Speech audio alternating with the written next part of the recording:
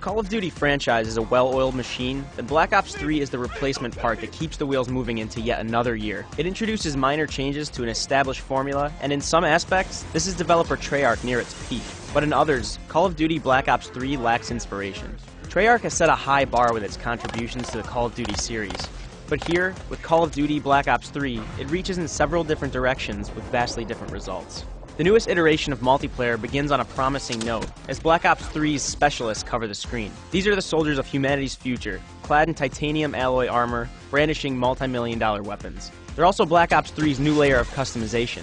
You still have the traditional loadout system with 10 slots to spend on weapons, items, and equipment, but specialists add a little more nuance. With these characters, you're forced to choose between a power weapon or special ability, as only one can be equipped at a time. And the dichotomy between these two, as well as the possibilities their uses reveal, leads to some dynamic scenarios from one match to the next. Certain powers work well in specific game types, and can shift momentum when used well. And for the first several hours in Black Ops 3's multiplayer, I explored as many possibilities as I could. But that sense of discovery fades with time. Black Ops 3 grants you access to 4 specialists out of the gate, and subsequent options unlock at a trickle. But there's too much time between them to keep things moving along. And when I'm not learning the intricacies of a new character, Black Ops 3 defaults to a more generic Call of Duty experience. This isn't necessarily a bad thing. In fact, Black Ops 3's multiplayer offers some of the best map designs in the franchise. Each arena is a confluence of differing sightlines, hectic clash points, and diverse elevations. The new movement system also creates an action-reaction dynamic.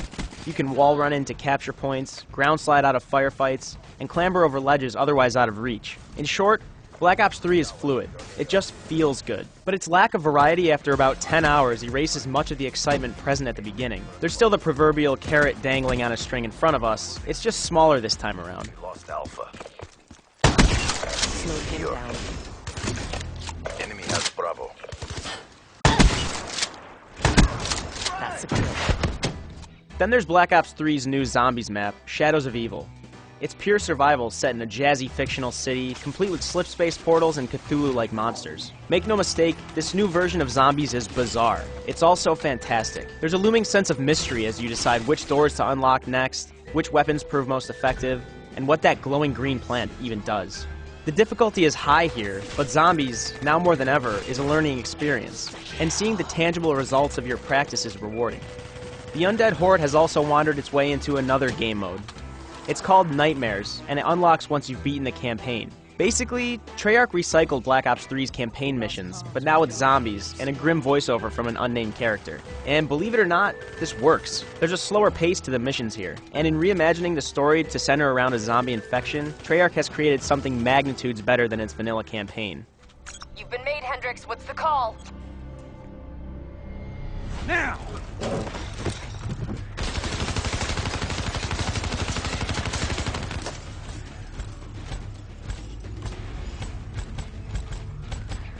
Plan B? Plan B. In contrast to Nightmares, the original campaign is a chore. It's a boring crawl that wastes no time throwing you into its routine.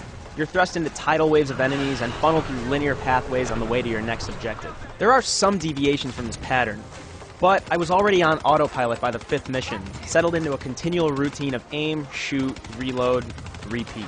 There are fleeting moments when the new cybernetic modifications change the way you play the campaign. These abilities let you control enemy drones, stun human opponents, or set fire to robots' internal systems. The powers would be more impactful, though, if there wasn't such a lack of enemy variety. By and large, the enemy variants just require a differing number of bullets to take down. And when you're using them on such a repetitive group of targets, who react the same way every time, the abilities lose their novelty. Black Ops 3's narrative doesn't support the campaign in any way either. It tells an incomprehensible story about AI ascendancy and the moral grays of a hyper-connected future, raising intriguing questions but never bothering to answer them. And as it closes, the campaign ends not with a bang, but a whimper.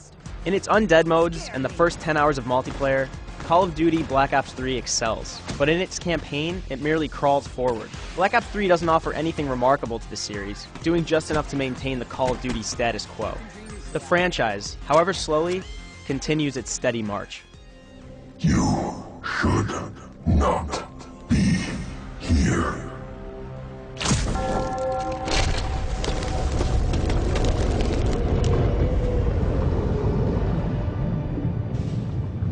Taylor!